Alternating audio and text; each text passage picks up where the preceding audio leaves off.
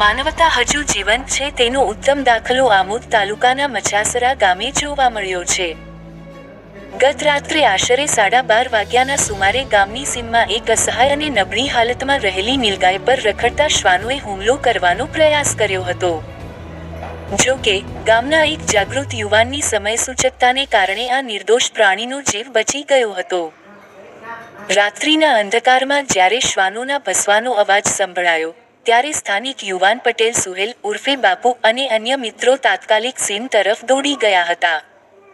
ત્યાં તેમણે જોયું કે ઝુંડમાં રહેલા શ્વાનો એક કમજોર નીલગાયને ઘેરી વળ્યા હતા.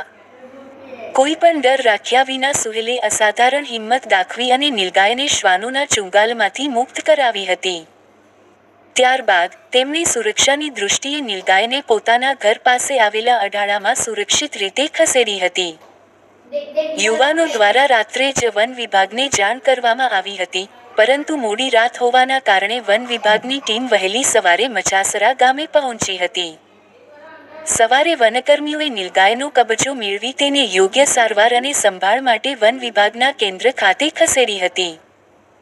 એક અબોલ વન્ય પ્રાણીને બચાવવા માટે સુહેલ બાપુએ જે રીતે રાત્રિના સમયે મેદાનમાં ઉતરીને સાહસ બતાવ્યું, તેની ગ્રામજનોમાં ભારે પ્રશંસા થઈ રહી છે. લોકો કહી રહ્યા છે કે જો સુહેલે સમયસૂચકતા ન દાખવી હોત, તો શ્વાનોએ નીલગાયને ફાડી ખાધી હોત. આ ઘટનાએ પશુ પક્ષીઓ પ્રત્યેની સંવેદના અને પ્રકૃતિ પ્રેમનો જીવંત સંદેશ આપ્યો છે.